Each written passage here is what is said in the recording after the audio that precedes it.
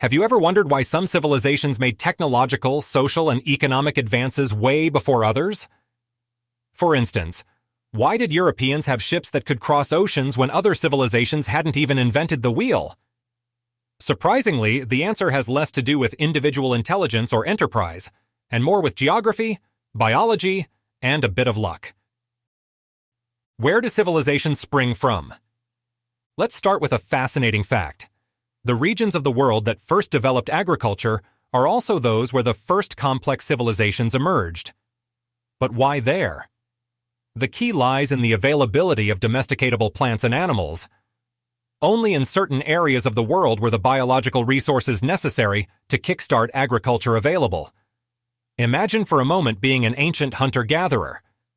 Your survival depends on the nature around you. Where would you rather live? In a region where wild wheat, barley, sheep, and goats are abundant, or in one where these resources are scarce? And here's where it gets interesting. Geography played a crucial role. The so-called Fertile Crescent in the Middle East had just the right combination of flora and fauna that enabled humans to transition from a nomadic to a sedentary existence. Once agriculture took hold, it triggered a series of social and economic transformations. Food surpluses, population growth, the development of social classes, and so on. Why do some innovations change the world? Have you ever wondered why agriculture didn't develop the same way everywhere? The answer lies in the spread of crops and domesticated animals. They didn't travel well across different latitudes due to climate and environmental changes. Therefore, agricultural innovations moved more easily along similar latitudinal bands as evidenced by the relative ease with which wheat and barley spread across Eurasia, compared to the difficulty of transferring the same crops across the north-south axis of the Americas or Africa. How diseases made civilizations vulnerable.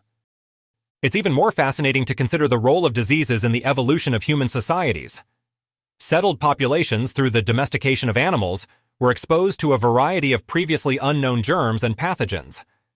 This led to group immunity against many infectious diseases, which would become lethal weapons against unexposed populations, such as those in the Americas during the European conquest.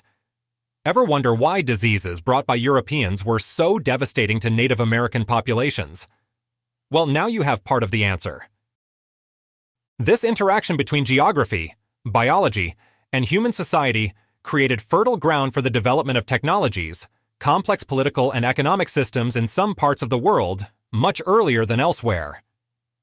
The ability to produce food surpluses, for example, freed up a portion of the population from having to directly deal with food procurement, allowing the development of new professions, the accumulation of knowledge, and ultimately technological innovation.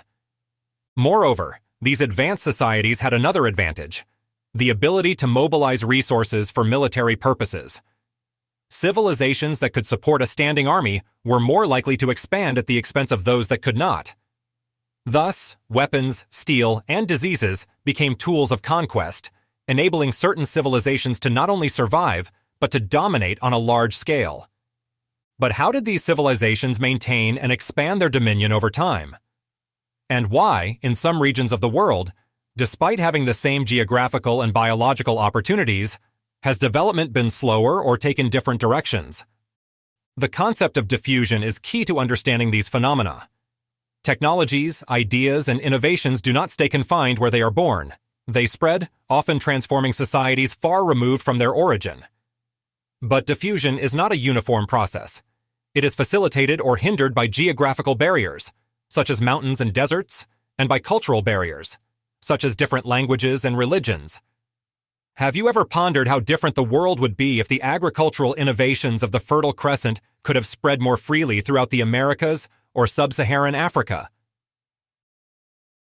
Geography: how it shaped history. A compelling example is how writing spread, or didn't, across civilizations. Writing, one of humanity's most powerful tools, enabled the recording of laws, economic transactions, stories, and knowledge. Yet its spread was incredibly uneven. Why did some civilizations adopt it swiftly while others did not? Often, the answer lies in the economic and social needs that writing met, deeply influenced by agricultural structures and social organization forms. Consider China, where the adoption of writing facilitated the administration of a vast agricultural empire. Or, on the other hand, look at the tribal societies of Australia, where a different social structure and an economy based on hunting and gathering did not require the same level of documentation and control. This doesn't mean one society was superior to the other, but that technological and cultural innovations were tailored to the specific needs of the populations. And here comes another critical factor: conflict. Wars between civilizations had a massive impact on the exchange of technologies and ideas. Conquests often forced civilizations to integrate their conquerors' innovations, or vice versa. Have you ever considered how gunpowder, invented in China for fireworks, became one of the most revolutionary warfare tools in Europe?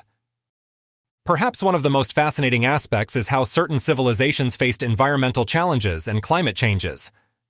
Some, like the ancient Maya or the inhabitants of Easter Island, faced ecological catastrophes that contributed to their decline. In these cases, choices regarding resource use and adaptation to changing environments had dramatic consequences. Here's a cautionary tale for our present. How are we responding to today's environmental challenges? Now, reflecting on these examples, we can see how the mosaic of human history is composed of pieces of progress and regression, innovation and stasis. History teaches us that the development of civilizations is a complex process, influenced by a myriad of factors that intertwine in often unpredictable ways.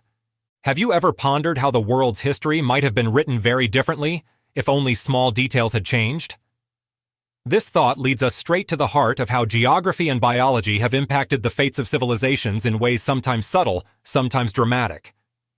Take, for example, the spread of technologies and ideas. It's no coincidence that the great civilizations of antiquity flourished along large rivers and in regions easily navigable.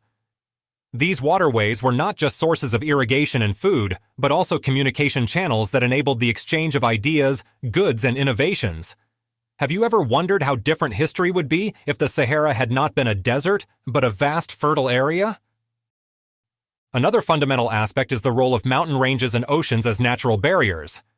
These not only prevented the spread of plants, animals, and diseases, but also isolated human populations, influencing the development of languages, cultures, and technologies.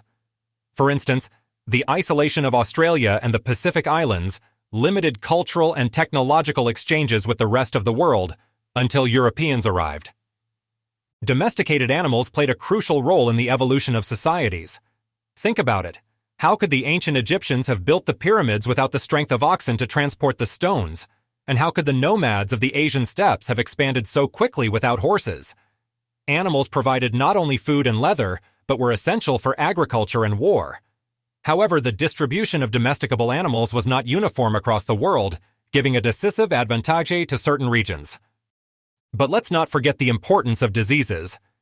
Epidemics shaped the course of history in ways we can barely imagine.